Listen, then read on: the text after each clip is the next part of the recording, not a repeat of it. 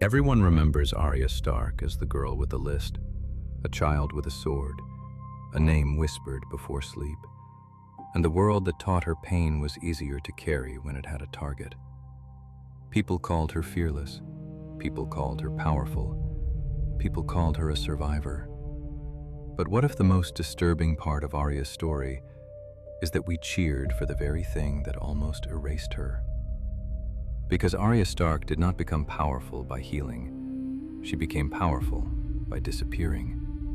And by the time she became no one, the tragedy was not that she had lost everything. The tragedy was that losing herself started to feel like strength. And yes, this video focuses mostly on the HBO version of Arya Stark, because that is the version most of the world watched. The book version is even darker, more internal, and still unfinished. But the wound is the same. Arya is a girl fighting not only to survive, but to not disappear completely. This video is not about how Arya became dangerous. This video is about what she had to destroy inside herself to get there, and why that story might be closer to your life than you think. Stay with me until the end, because the most important part of Arya's story is not the killing. It is the moment she almost did not come back. In the beginning, Arya Stark is not no one. She is someone. That sounds simple, but it matters more than anything else in this story. Before the blood, before the list, before the faces, before the killing, Arya has a name. Arya Stark of Winterfell.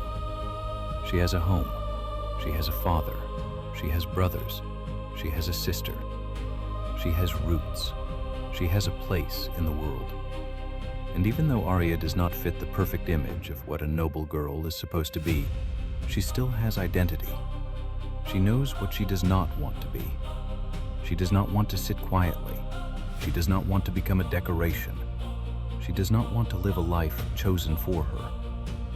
Arya wants to move. She wants to fight. She wants to be seen for who she actually is. And that matters, because Arya's story does not begin with emptiness. It begins with a girl who is full of life, a girl with fire, a girl with personality, a girl with anger, curiosity, courage, stubbornness, and love. Before Arya becomes dangerous, she is alive, and that is what makes everything that follows so tragic. Because the world does not just teach Arya how to kill.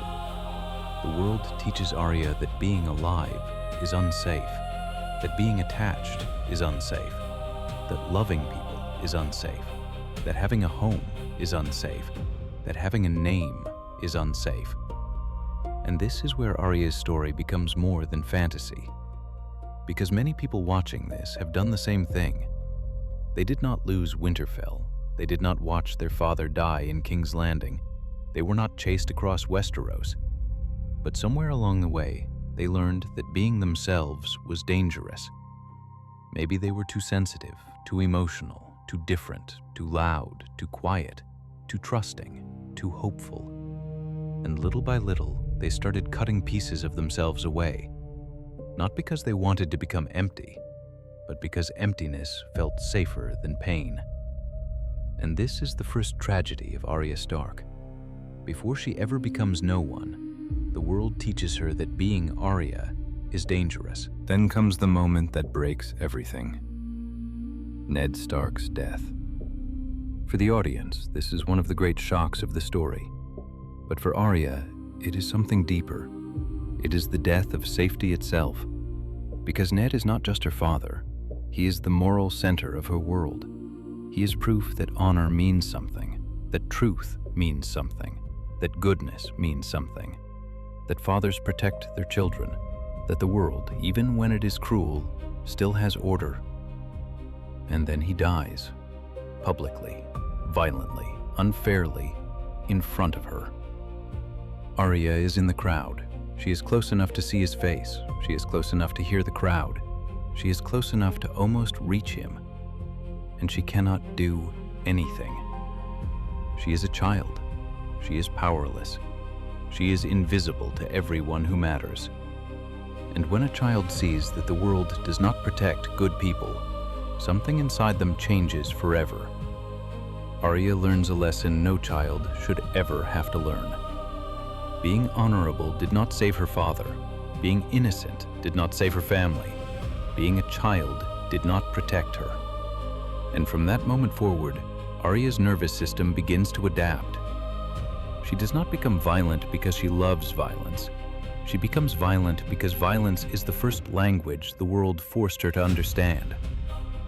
That is important, because if you misunderstand Arya, you think her story is about a girl becoming cool, fearless, and unstoppable.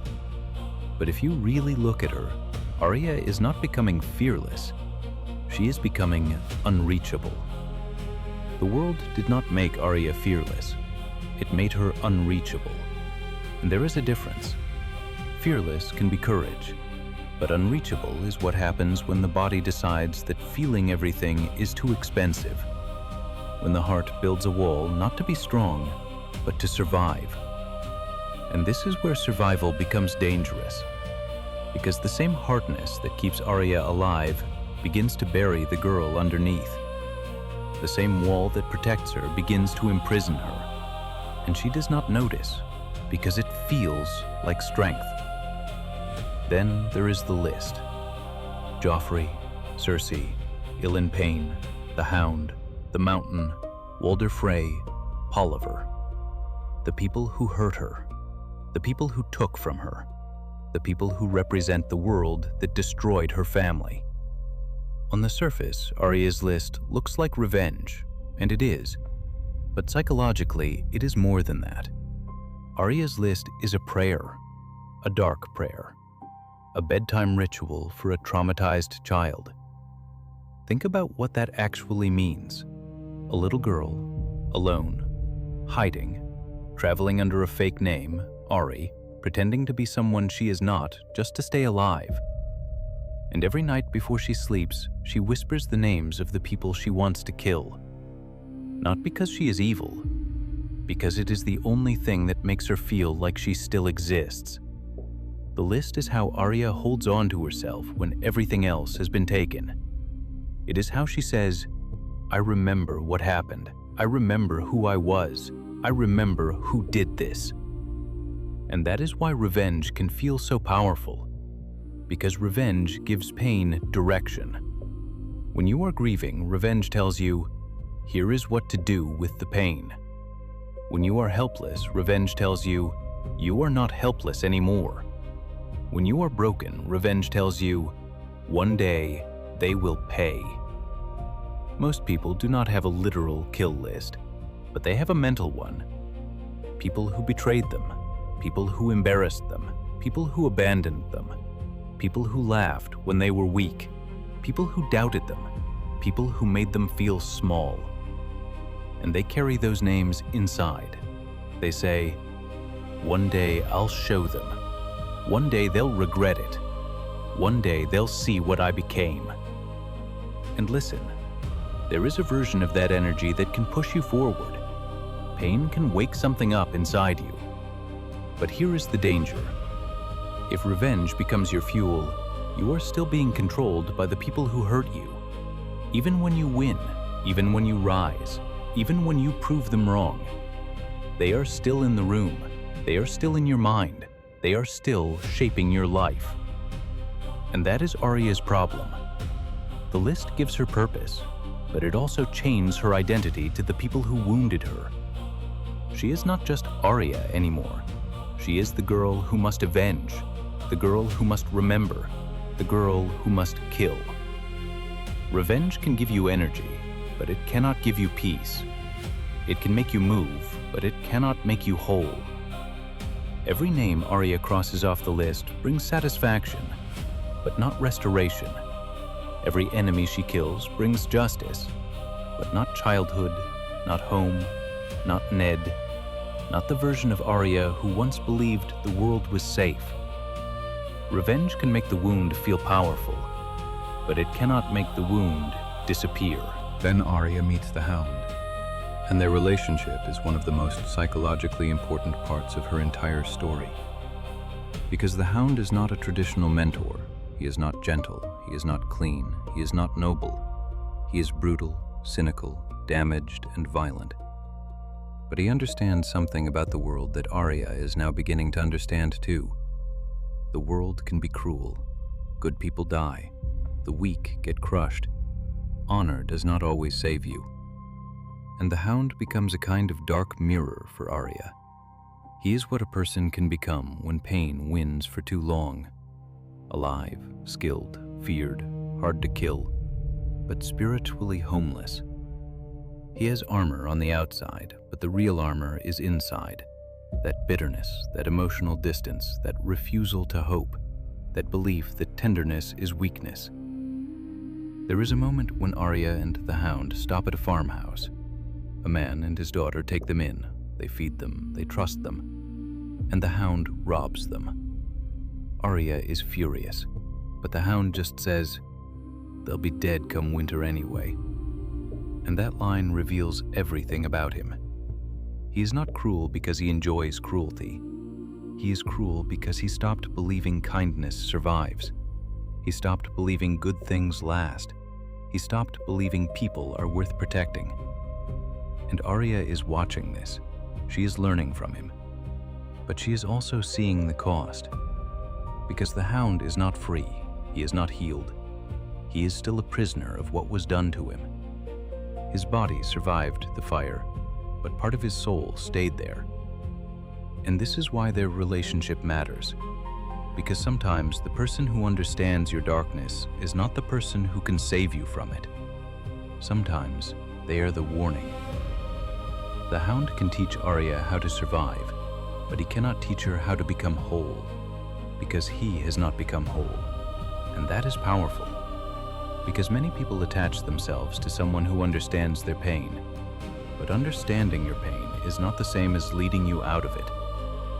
Sometimes two wounded people recognize each other, they understand each other, they even protect each other. But they can also normalize each other's prison. They can make darkness feel like home. And Arya is standing at that edge. She is learning from the Hound. But if she follows that road completely, she does not become free. She becomes another version of him. Alive, dangerous, feared, but unable to come home to herself. The world did not make Arya fearless. It made her unreachable. And the Hound is the proof of where that road ends. Then Arya goes to Braavos, to the House of Black and White. And this is where the story becomes darker than most people realize. Because before she arrives, there is a moment that tells you everything. Arya has a sword, a small, thin sword called Needle. It was a gift from Jon Snow. It is one of the last connections she has to her family, to her home, to who she was before the world broke her. And when she is told she must give up everything to become no one, she cannot throw it away. She hides it. She finds a crack in a wall near the water and she tucks Needle inside. She cannot let go. And that small moment, a girl hiding a sword in a wall, is one of the most important moments in her entire story. Because it means that somewhere underneath all the hardness, underneath all the training, underneath all the names and the faces and the killing, Arya Stark is still there, holding on. But the Faceless Men do not just train Arya to kill, they train her to erase herself. No attachments, no past, no family, no name, no Arya Stark. Only no one. And on the surface, this looks like discipline. It looks like mastery. It looks like spiritual training. It looks like ego death. But underneath it, there is something much more disturbing. Because Arya is already a traumatized child who has lost almost everything. And now she is being told that the path to power is to lose the one thing she still has left, herself. Think about that. She lost her father, she lost her mother, she lost her brother, she lost Winterfell, she lost safety, she lost innocence. And now the House of Black and White tells her, lose your name too, lose your identity, lose the last piece of yourself. And this is why becoming no one is so dangerous for Arya specifically. Because for someone with a healthy life, detachment may look like spiritual discipline.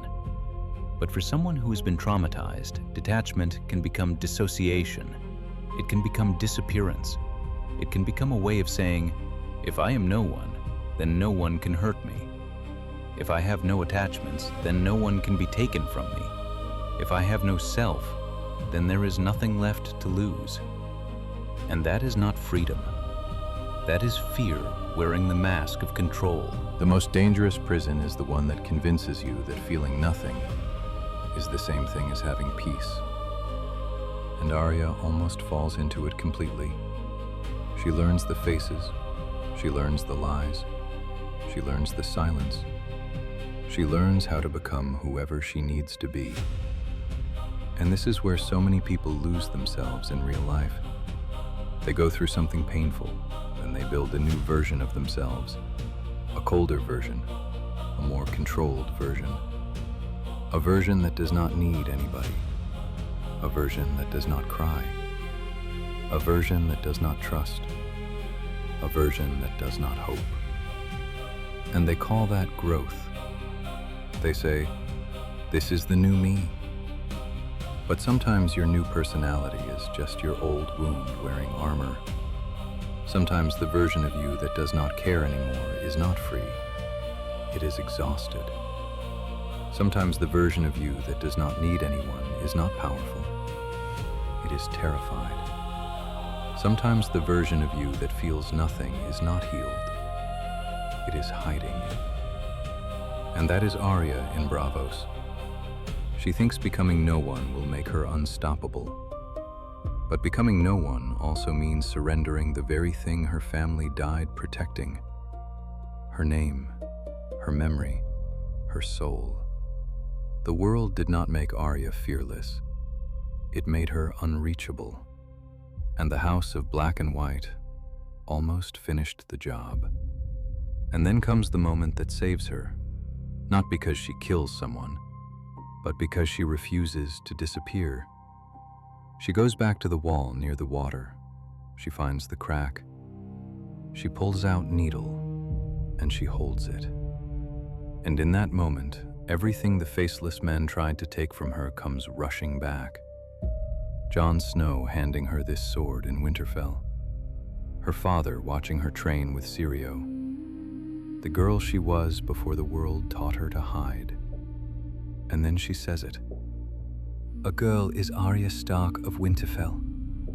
That line matters more than any sword she ever picked up, because it is not just a declaration, it is a resurrection. After everything, after the death, after the list, after the training, after every force in the world tried to pressure her into erasing herself, Arya chooses her name.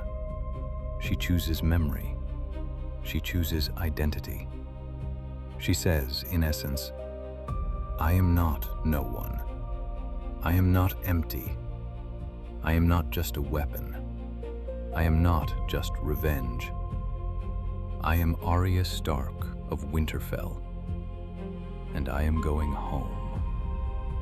This is the true victory. Not the killing, not the faces, not the sword. The true victory is that after everything tried to erase her, she still remembered who she was. Arya's power was never that she had no identity. Arya's power was that after everything tried to destroy her identity, she still said her name. That is the heart of this entire story. But then comes the complicated part. Because even after Arya leaves the House of Black and White, the damage does not just vanish.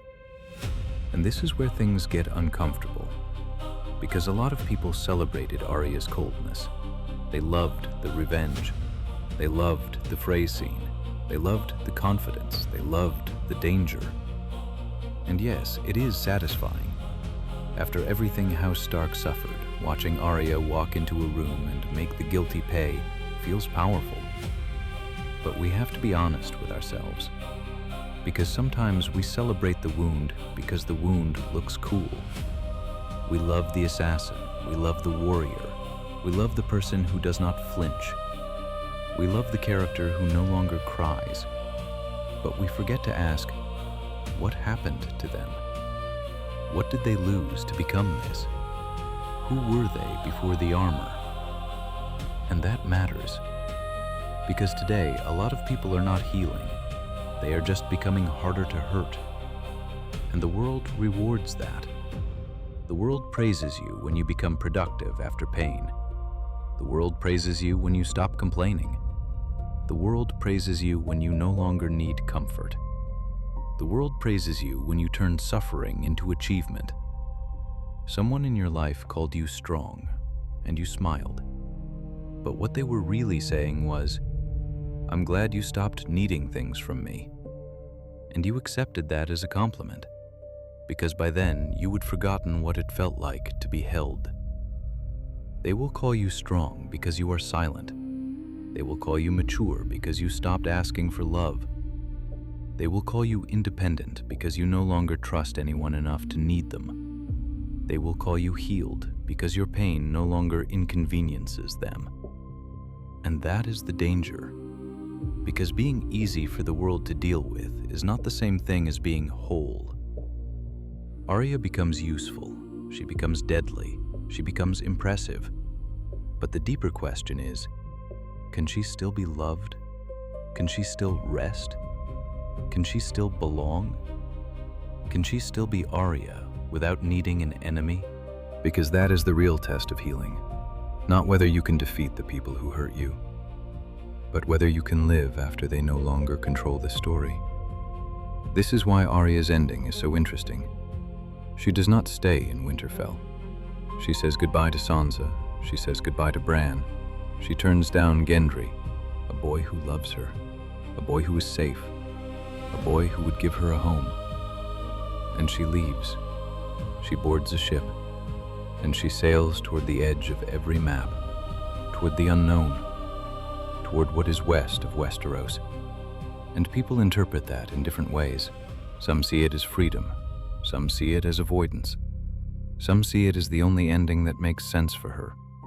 And honestly, it might be all of those things at once, because Arya was never going to become the traditional image of who the world wanted her to be.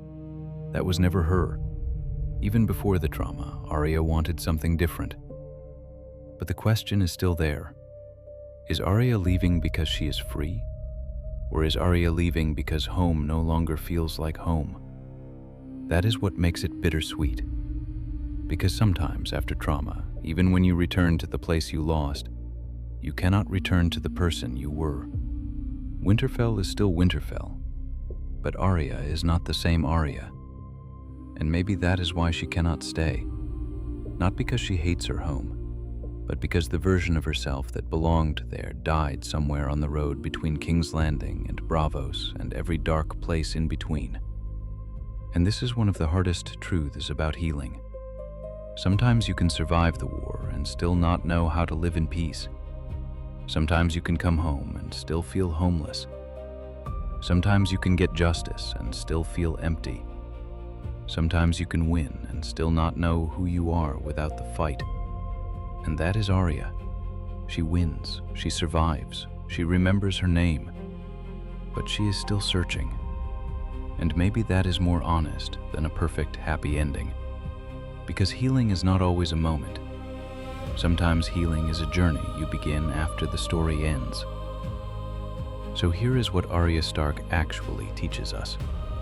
Not that pain makes you powerful, but that pain will try to rename you. It will call you broken. It will call you nobody. It will call you the thing that happened to you. And the real battle, the one that matters more than any enemy on any list, is whether you let it. Arya survived the Lannisters. She survived the Faceless Men. She survived the Night King. But her greatest victory was quieter than all of that. It was a girl, standing in a dark room, holding a sword she refused to throw away, after everything, and still knowing her name. The world did not make Arya fearless. It made her unreachable. But in the end, she chose to come back. She chose her name over her armor. She chose memory over emptiness. She chose to be someone over the safety of being no one. And maybe that is the invitation for you too. Not to go back to who you were before the pain. That person may not exist anymore. But to remember the name underneath the wound. To remember the part of you that existed before the armor. To remember the dream before the betrayal. To remember the softness before the world taught you to hate it. You are not no one. You are not what they did to you. You are not the wound. You are the person who survived it. And that person still has a name. Rise.